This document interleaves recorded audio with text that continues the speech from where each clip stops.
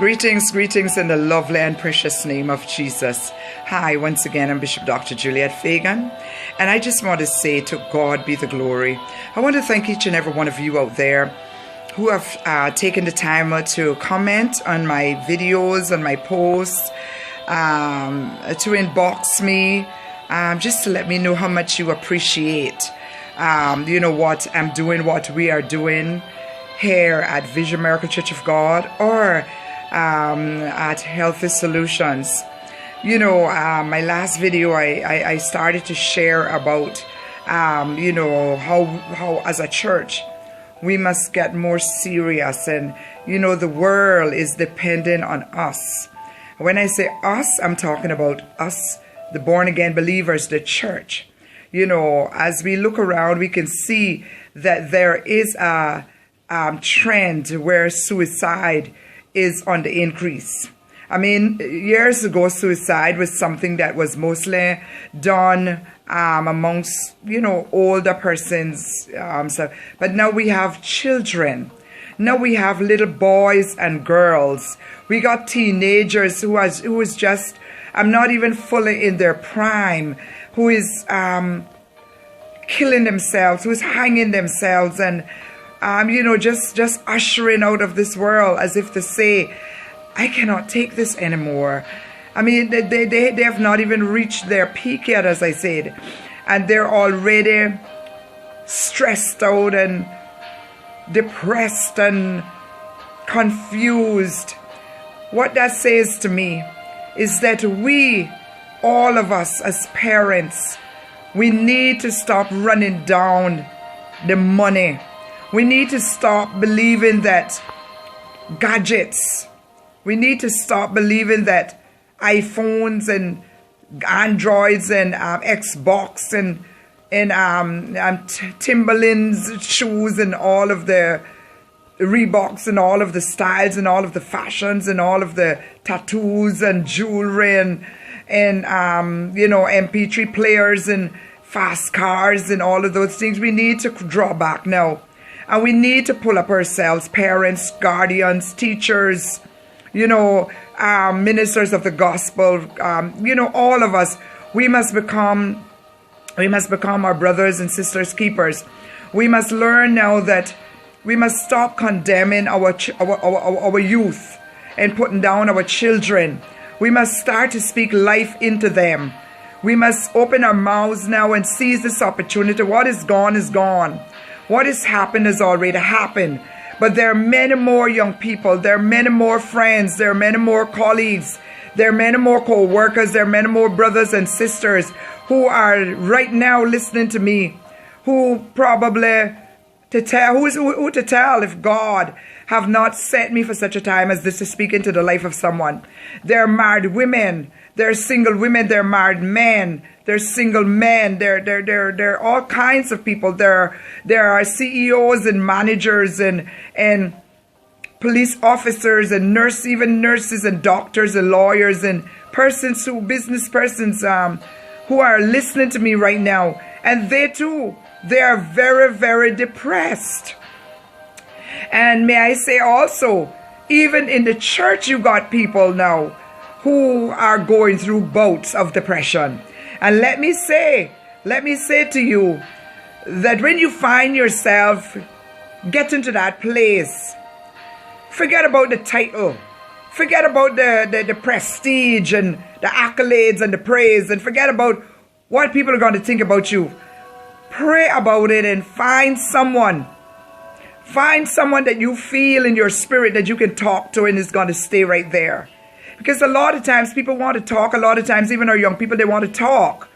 But maybe they tell her up the road or him up the road, and before they even finish telling them, they already on the phone telling the whole island or the whole country or the whole church or the whole office.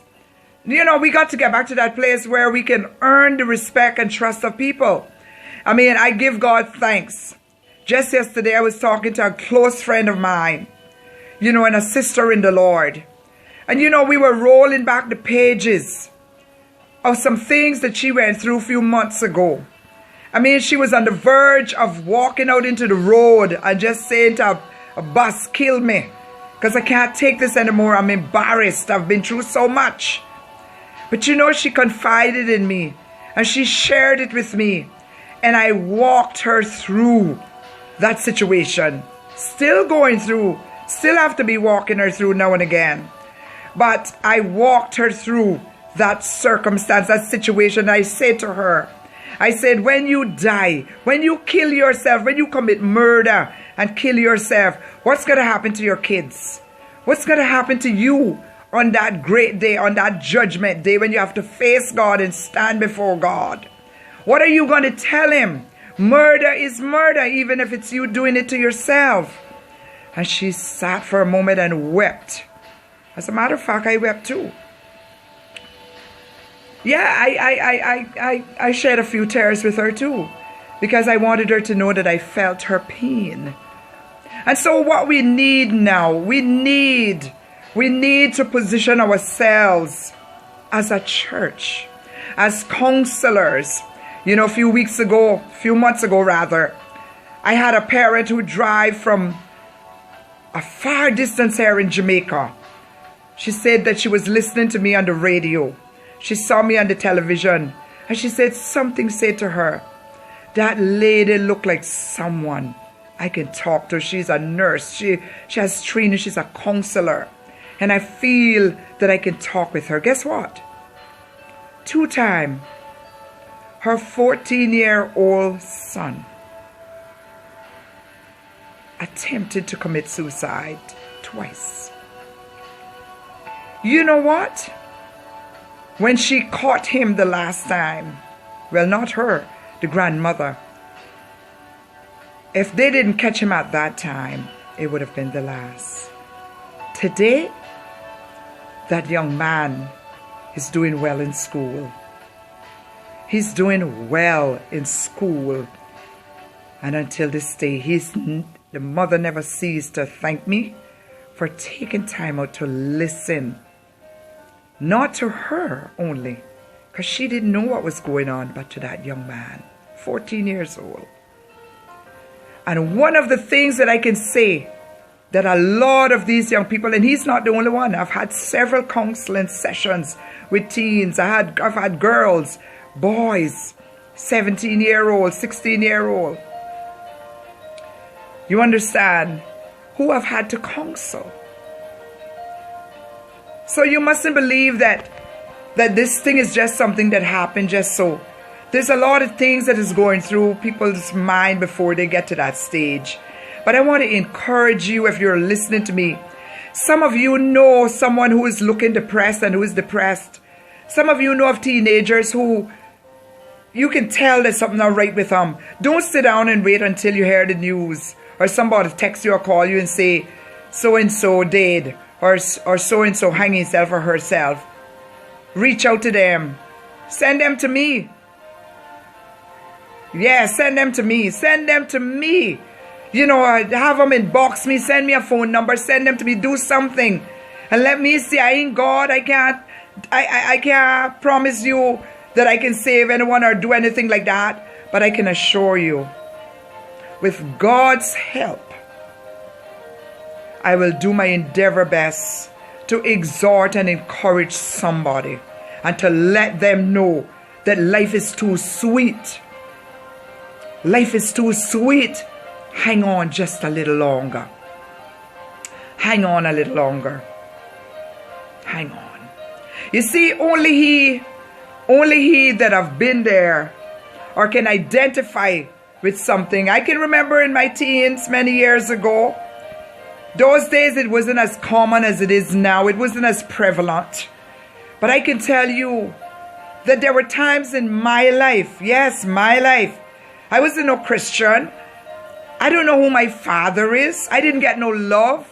Nobody hugged me. Nobody complimented me. Nobody said you were beautiful.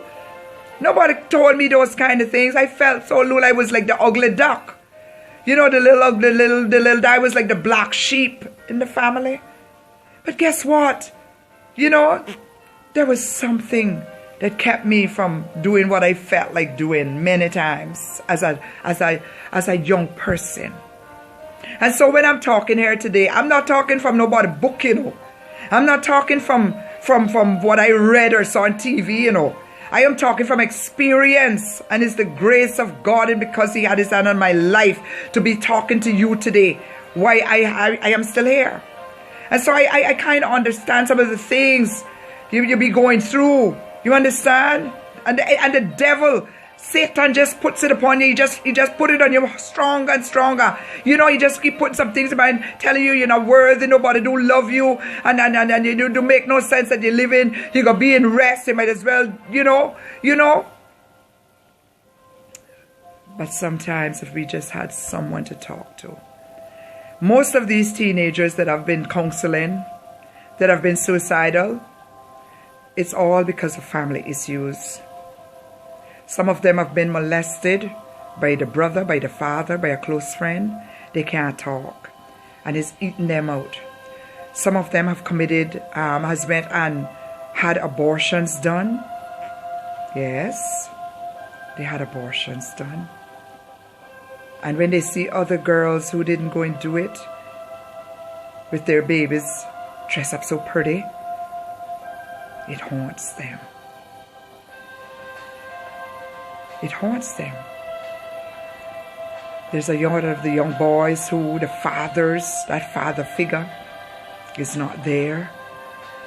Father not paying them no mind. Father gone all the time. The boy now is at that stage where he need a man in his life to help guide him. You know, he going through some issues, some challenges. He want to know some things, if some things is right or wrong. And there's no daddy. Nobody to talk to. And so I just want to encourage you right now to let you know, where there is life, there is still hope. Some of you are divorcees. Some of you are going through marital problems. Some of you, the bills are so high, you feel like you're going crazy. The car loan, you're about to lose the house, you're about to lose the car, you're about to lose the job. Everything is coming down on you. Hold on. Help is on the way. This has been your friend, my talk, my word of exhortation before I go to church. And I pray that you have been wonderfully blessed. I pray that you have been encouraged, you have been inspired as a wife, a husband, a father, a mother, a sister, a brother, a cousin, a co-worker, a boss. Life is sweet.